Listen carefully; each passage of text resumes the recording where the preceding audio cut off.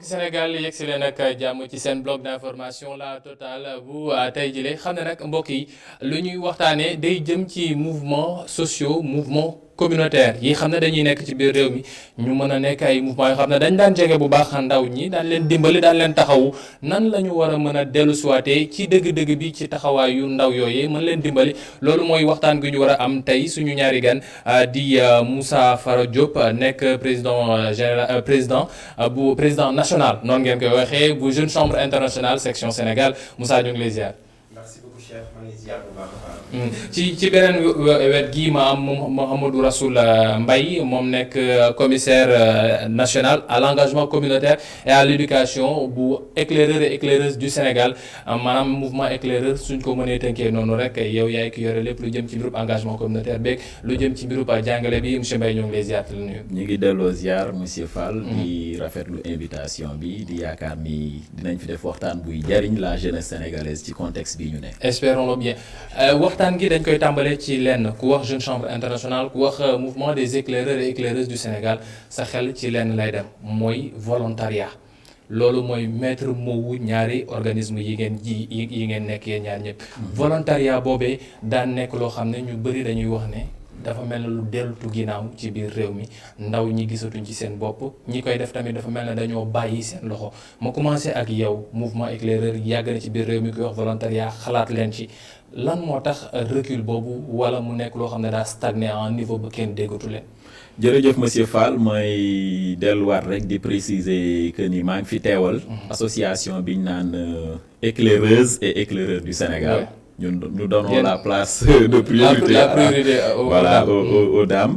Et muy mouvement de jeunesse boo xam ni à vocation éducative la. di mouvement bu yàgg ci sur le plan national et sur le plan international. Et récemment le 12 mars dernier lañ doon célébrer suñu 84e année d'existence au Sénégal. Donc c'est un mouvement bu fi yàgg amoon fi taxawaay lool. Comme ni nga ko waxee depuis un certain nombre d'années ñuy commencer à l'instar de beaucoup d'autres mouvements de jeunesse du genre di commencer di perdre un peu du terrain parce que voilà c'est un problème fondamental de politique de jeunesse qui se pose au Sénégal. xam naa ci biir waxtaan bi dinañ ci gën a dellu si Rassoul maa ngi wax Rassoul sax sama xel dafa nekk ci Rassoul Fara lii ci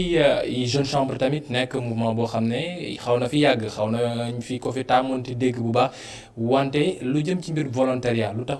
yéen ndaw yi dañoo gisul seen bopp ci li ngeen di def wala ndaw yi ñoo xamul li ngeen di def ba mënatuñ leen dégg niñ leen daan déggee bu njëkk. Merci beaucoup Cheikh donc pour présenter un peu aussi organisation bi nga xamante ne fa la nekk muy jeune chambre internationale Sénégal nga xamante ne dafa nekk benn kuréel bi nga xamante ne day dalal ay ndaw yu am entre 18 ba 40 ans. donc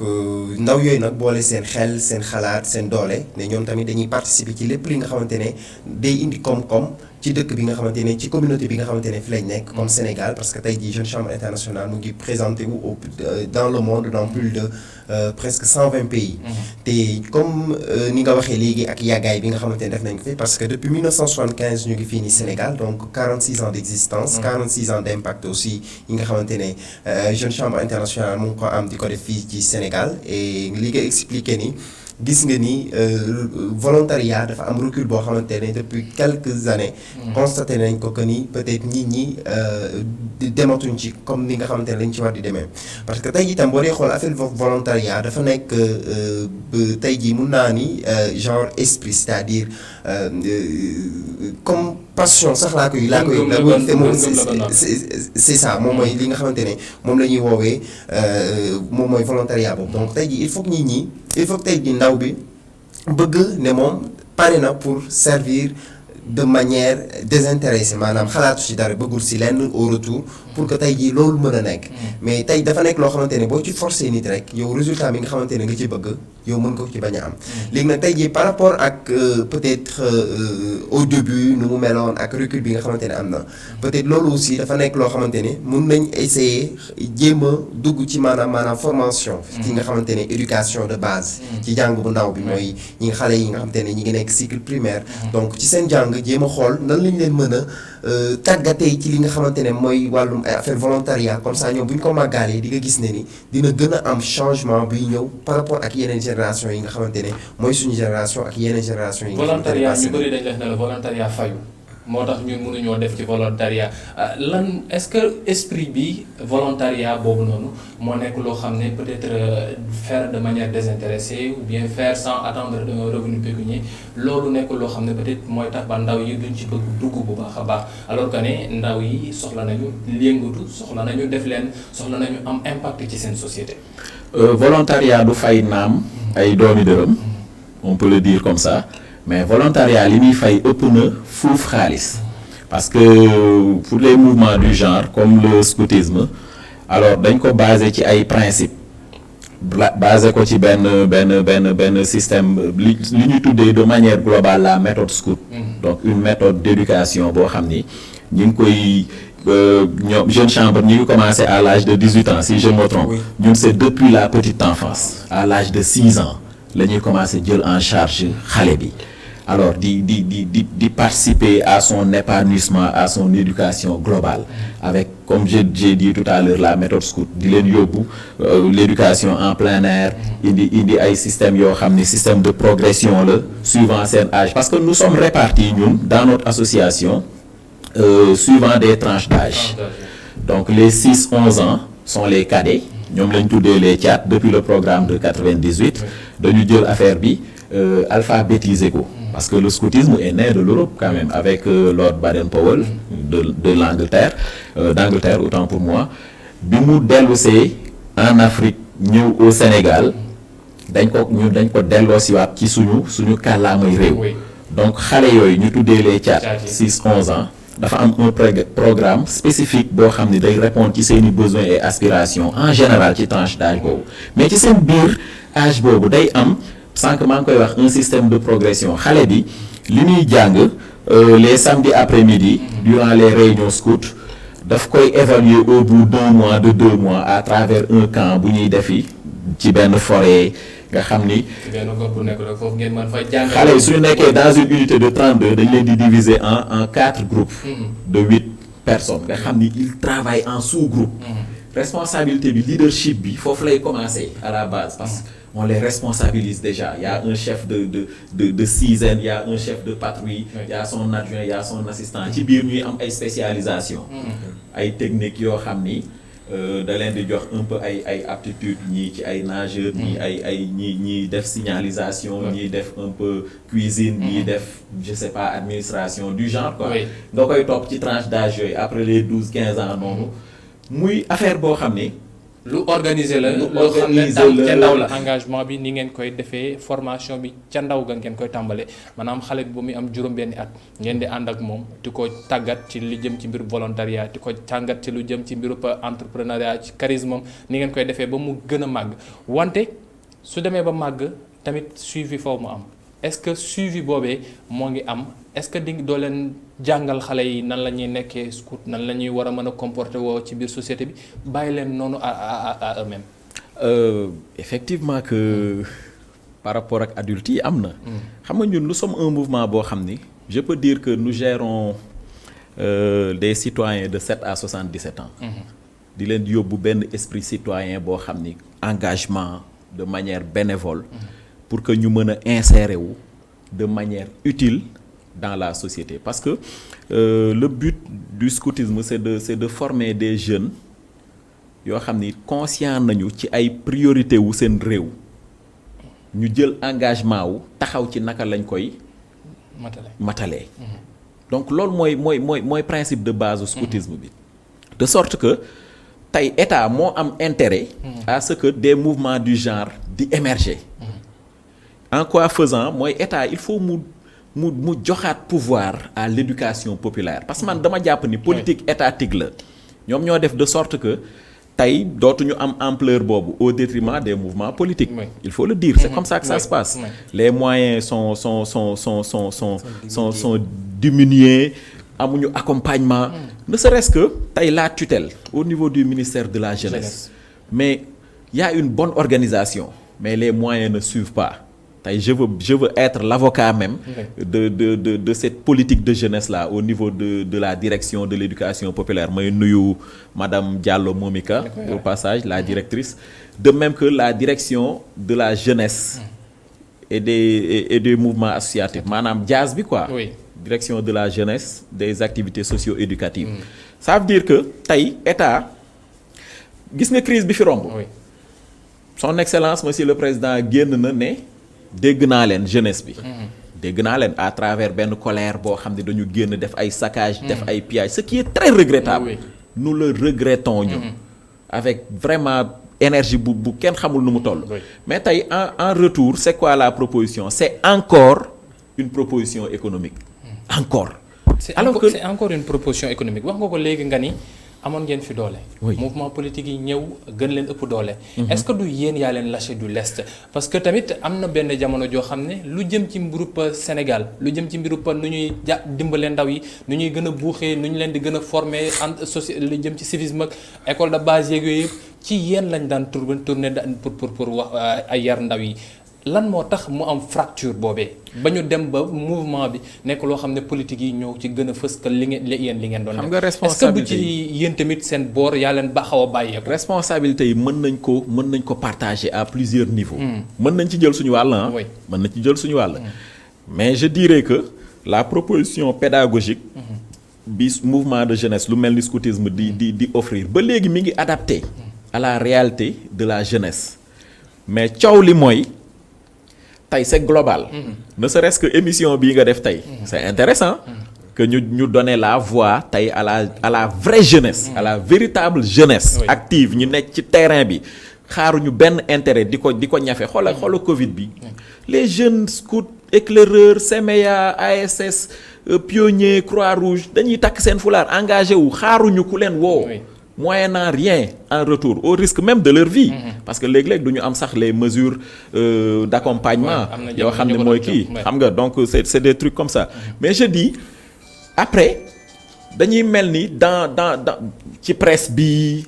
ci accompagnement programme étatique bi et tout dañuy fàtte cette frange là de la jeunesse alors que ñoom ñooy yor les jeunes quasiment ci année bi yëpp dans le scoutisme on fonctionne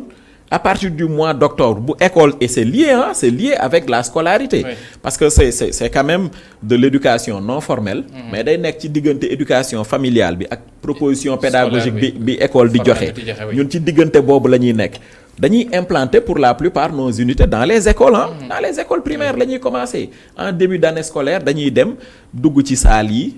def benn genre appel après xale yi commencer ñëw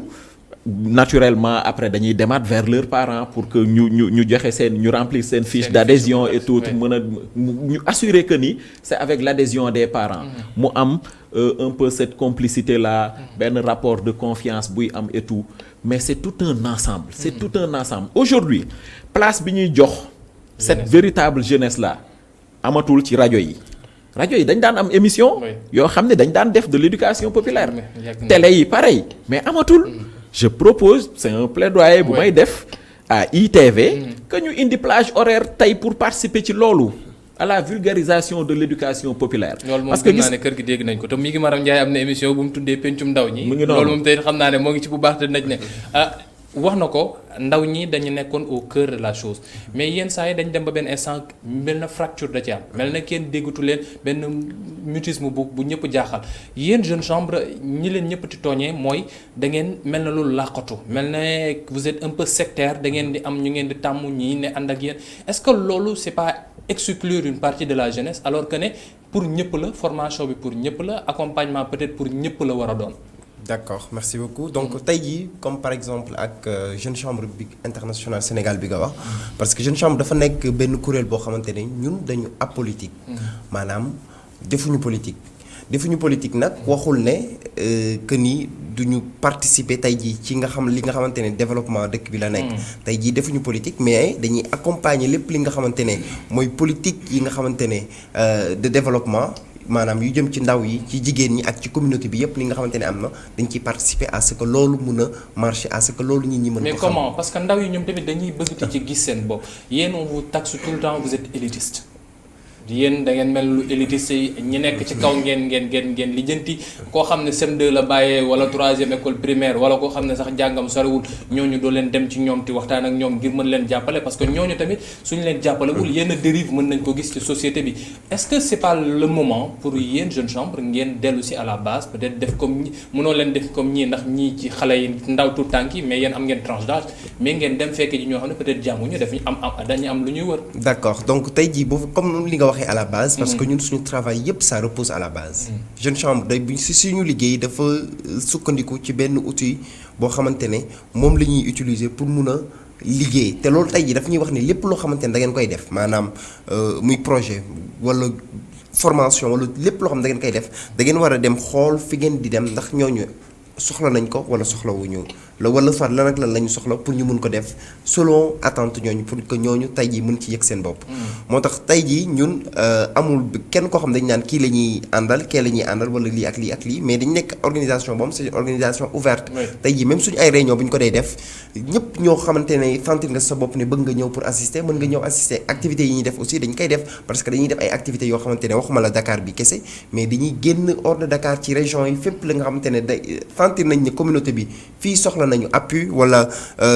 sentir nañ ne fii nii lii nii bu ñu ko fi defee dina jëriñ communauté bi quelque chose. est-ce que vous le faites de la bonne manière parce que ndaw yi tamit yenn saa yi dañ lay wax ne la ñun sonn nañ ci ay séminaire wala ay rencontres yoo xam ne dañ lay wax entrepreneuriat leadership te ñun am na leen loo xam ne moom la ñu gën a soxla ku dul ku ñu ñëw te ñu wax non entrepreneuriat ak leadership est-ce que vous vous y prenez bien. bien sûr parce que tey nan ngeen koy defee tey jii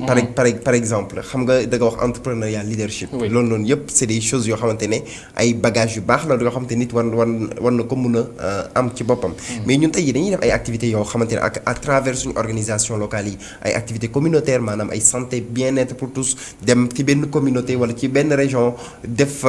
journée de consultation gratuite faj nit yi indaale ay médecins indi ay médecins yoo xam ne des médecins spécialisés loolu nga xamante ne des fois da ngay dem yenn village yoo xamante ne donc moom mooy wala yenn région yoo xamante ne da ngay gis yenn médecins dañ koy yóbbu mais fekk soit benn médecin moo fa am ku koy def loolu nit ñi de temps bi ñuy toog dafay yàgg pour ñu mun ko di am consultation yooyu ba pare offrir leen ay kii médicaments des fois ñu def ay dons yoo xam dañ koy def ak commune bi mais certes que tey jii da ngay dégg nit bu ne la waaw parce que ñoom liñ ciy xaar mooy soit par exemple tey jii organisation bi ngeen pour ñun liggéey la ñu bëgg wala soit xaalis wala keneen tout le temps ñi ci côté boobu la ñuy gën a xoolee que tey jii service bi nga xamante ne moom ngay apporter ci communauté bi parce que tey jii ñun ñi nga xam dañ nekk ay ndaw lépp loo xamante ne dañ koy def dañuy koy xool ci li nga xamante ne ci bëgg-bëgg askan wi pour mun leen ko indil. comme ça tey jii ñoom buñ loolu il suffit que ñu réaliser ko rek ñoom ñu mun ci sentir seen bopp. offre de service ndaw yi est-ce que gënuñu soxla implication ci service yi implication ci méthodologie implication ci mbir yi ni muy demee ñu xam lan ci war a mën a def ak dugal ci seen loxo est-ce que ndaw yi du loolu la ñu gën a soxla parce que offre de service c'est bien ñëw fekk nga feebar ñu jàppale la nga faju waaye peut-être su fekkee ne ni ko gars yi di waxee au lieu ñu lay may jën ñu jàngalal ni ngay nappee est-ce que du ndaw yi loolu la ñu gën a soxla fi mu toll nii. xam nga ndaw yi en réalité li ñu gën a soxla mooy déglu leen ñoom ñu wax seen bëgg-bëgg. parce que boo bëggee def benn politique de développement bugg ko jëmale ci ndaw ñi non du ci kaw la war a jóge di wàcc ay mag di xalaatal ay ndaw di indi ñun notre façon de faire en début d'année scolaire c'est de recueillir les besoins et aspirations des jeunes comme ni nga ko waxee sànq et sur la base de ça dafa am nag loo xam ni société bi daf ko laaj pour tranche d'âge bi nga xam ni moom la concerné su boobaa ñu kii il ne sert à rien aujourd'hui de se presser pour di trouver ay solutions conjoncturelles ñun dañuy prôner nous les éclaireuses et éclaireurs du Sénégal une concertation nationale et inclusive sur les questions de jeunesse vraiment ñu structurer ko quoi. mais laata ñu yegg ci assises yooyu noonu ngeen di woo pour jeunesse. oui mais ndaw yi yéen seen part déjà bu ngeen war a accomplir vis-à-vis ak ndaw yi lan la war a nekk ndax d'accord ndaw yi il faut ngeen jàppale leen il faut ngeen jàngal leen il faut ngeen wan leen waaye est-ce que soxlawul ngeen xamal leen tamit ne mën nañoo servir parce que ñu bëri dañ la wax ne la man xeexuma pour diw pour ñu xam ne man maa ngi fi loolu lañ laa bëgg ñu dégg ma xam ne man am naa lu ma bëgg am naa lu ma est-ce que du loolu tamit nekk loo xam ne da ngeen ko war a mën a def c'est même pas pécuniaire quelquefois mais ñu wax xam ne man mën naa am impact ci réew mi. mais sëñ Fall loolu mooy devise u éclaireur yi. prêt à servir. En toute occasion. ça c'est loolu mooy suñu devise ñun loolu lañ ñu xàmmee loolu mooy suñu xar baax ñun ça veut dire que jeunesse bi tey à travers nos membres mais ñi ngi poser ay actes maa ngi lay jox exemple sànq Covid bi un peu partout au Sénégal y a les jeunes éclaireurs bien entendu ànd ak yeneen mouvement de jeunesse yi ñi ngi woon sur le terrain kii pour joxe ay gel alcoolique parce que nag feebar bi dafa évoluer ci début bi c'était un peu les gens étaient un peu sceptiques il fallait communiquer avec la population communication ça se passe à la base et pour la plupart ce sont les mouvements de jeunesse qui sont à la base avec la population ñoom la ñu miin bi dara xewul que ñuy encadrer xale yi comme ni ma la koy waxee ci at bi yëpp ba yu mel nii bu xewee ñoom dañuy nekk les vrais répondants yi gën a valable yoo xam ne ñooy dal xel même tey pour des questions de communication autour de la vaccination mais dañu bàyyi yoon bi il fallait passer par relais communautaire yi ñoom la war a nekk communautaire yi et y a pas mieux que ces mouvements de jeunesse laa la wax dañuy investir ci loolu année bi yëpp xaaruñu ci dara ñun chez les éclaireurs da ngay réussir sax activité xam nga lan lañ lay wax chez nous les éclaireurs on ne se félicite pas on s'encourage mutuellement parce que da ngay jóge ci jéego bii rek dal ci beneen on a posé beaucoup d'actes ci biir dëkkaat yi damay joxe quelques exemples rek parce que ñun nous sommes organisés quand même en ONG l'ONG jeunesse et développement mooy bu éclaireurs yi am nañu fonds national d'épargne et de crédit le FONES am nañu ay centres yu ko xam ne ñu ngi leen installé ci biir dëkk bi mun naa joxe exemple centre Mboro le CIFOP de Mboro qui est un centre international de formation par rapport ak loolu laa bëggoon ñu yegg si sax maanaam ndax yéen am ngeen ay mbir yi ngeen di def maanaam am na lu jëm ci mbirub koppar lu jëm ci mbirub microcrédit lu jëm ci mbirub santé am ngeen loo leen di def mais dafa mel ne dafa am fu mu taxawoon qu'est-ce qu'il faut faire pour raviver flamme boobu xam ne jeune éclaireur bu ne moom ngay xeexee flamme boobu moom ngay wax ne bu mu fay ndax su fayee rek ñu jóg lever camp dem feneen nan la ñu war a mën a def ba flamme boobu nekk loo xam ne day dellu si dafa mel ni da nga am ay notion de non déedéet dama parce que le crawl dont tu parles là ñun dafa nekk suñu esprit mooy bu ñu xësee ba taal feu bi ñun dootul fay ça veut dire que ñun ñi ngi ci terrain bi boobu ba léegi ñun wàccuñu terrain bi ñi ngi ci terrain bi ñi ngi ciy bay suñu waar suñu àqulaay taala mais dama ni la politique de la jeunesse mooy noyer des activités du genre moo tax man la c'est important aujourd'hui de redonner du pouvoir à l'éducation populaire loolu day dépendre ci état bi pour que ñooñu fësaat ci ñoom lay dépendre pour que ñooñu fësaat nañu dooleelaat le ministère de la jeunesse tey xoola yi xew doo dégg ministère de la jeunesse doo leen dégg je suis désolé parce que en face lan la ñuy indi alors que ils ont les outils qu'il faut avec des éléments à la base mooy association yi faîtières pour la plupart les mouvements de jeunesse à foulard mais ay socle la yoo xam ne buñ ci appuyer woon tout de suite génne ay propositions politiques de jeunesse boo xam ne day équilibré mais ministre bi jaar na fi chargé relation presse am jaar na fi nee na ministre bi moo ngi dem ci biir gox-goxaan yi di fa dem di joxe koppar te taxawu ay nit ngir ñu mën a am ay financement ak nu ñu mën a taxawee est-ce que loolu mooy solution bi dem ci ñooñu directement jox leen dimbale leen ngir ñu am ay projet ak ñoom seen est-ce que loolu mooy solution bi. Sëñ Fall nee naa la solution bi boobu depuis 20 ans. y a pas que ce gouvernement depuis 20 ans laa la wax. ñëpp suñ ñëwee la solution économique la ñu indi financement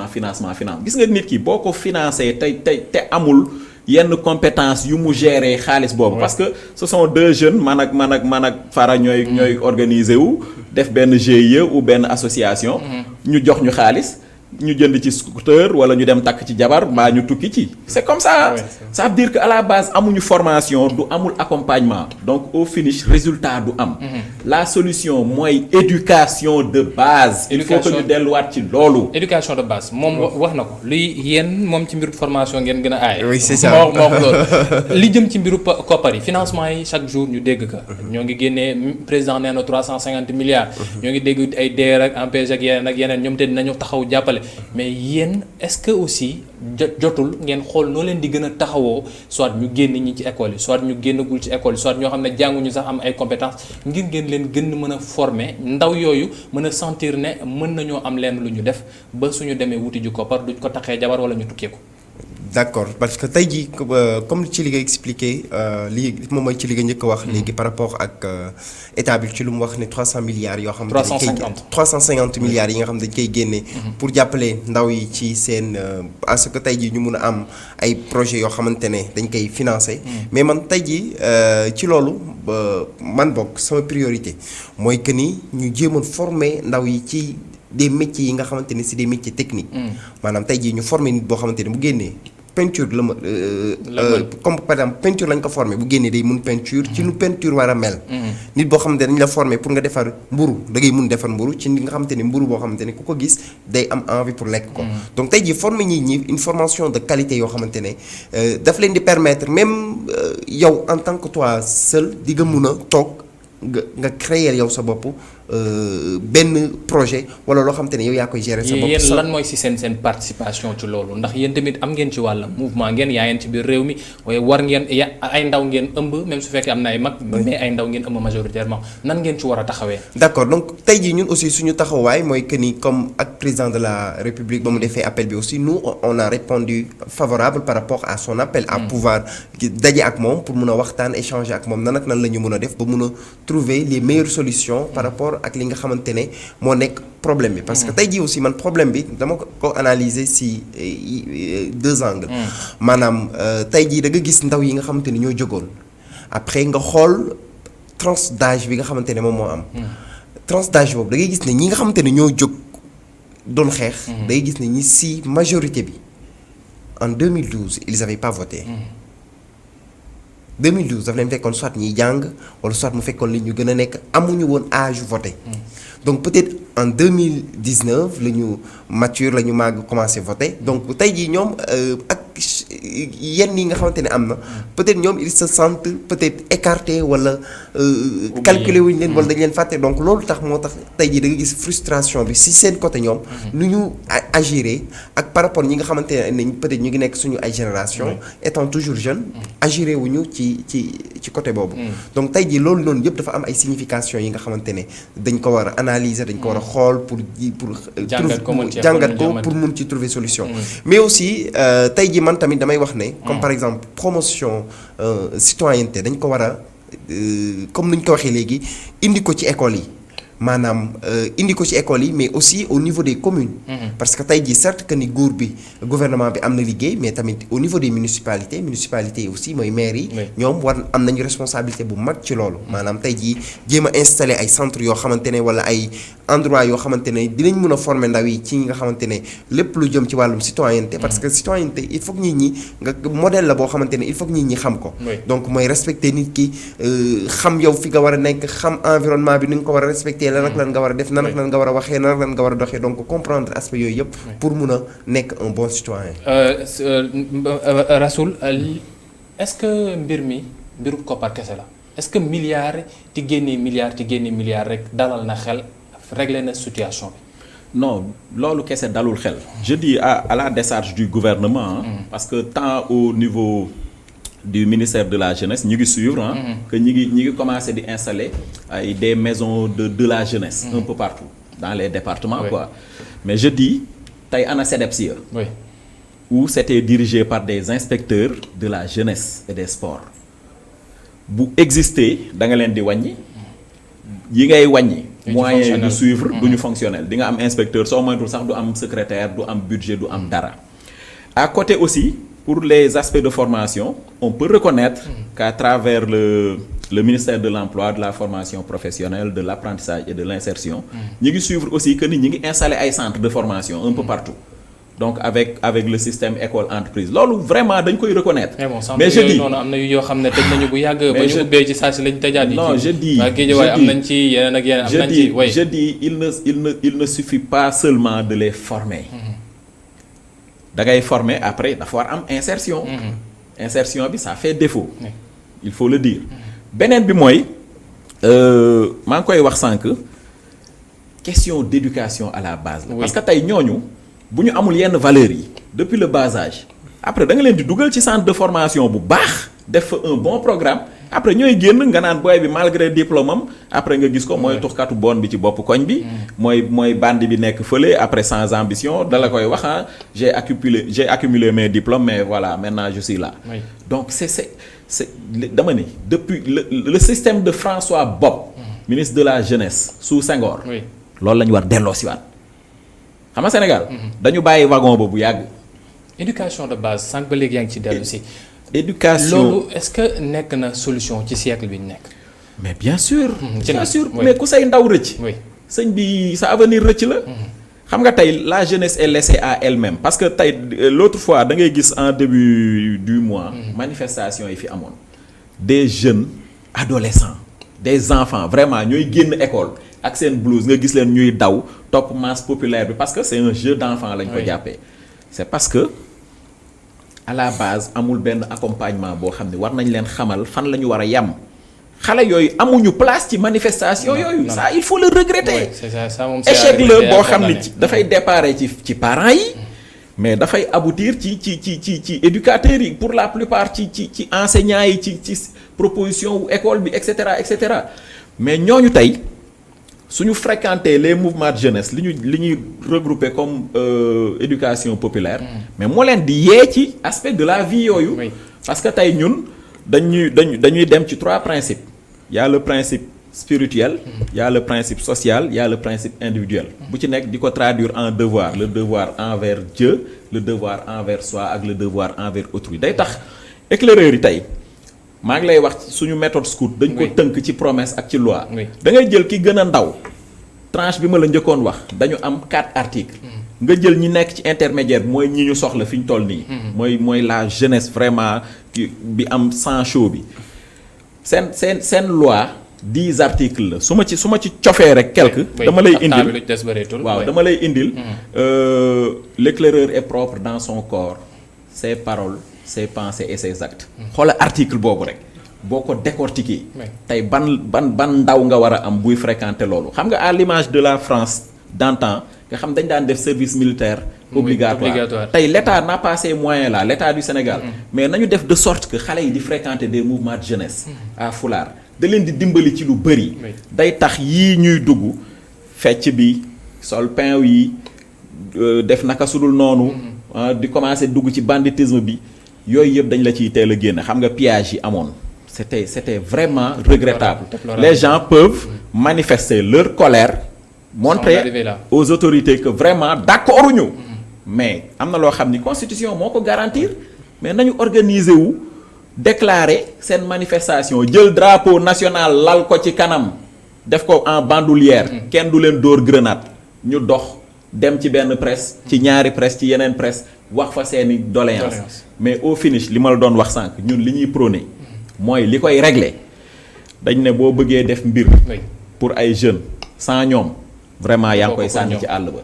nous voulons une concertation nationale inclusive par les jeunes pour les jeunes avec les jeunes mais benn garantie lañ ciy wut benn garantie mooy que état bi d'accord ni conclusion ya fay génn vraiment dinañ dem ci application yi parce que nag jusque là programme bu ne indi nañ ko xalaat bu rafet bu ne indi nañ ko mais quant à l'application mon cher ami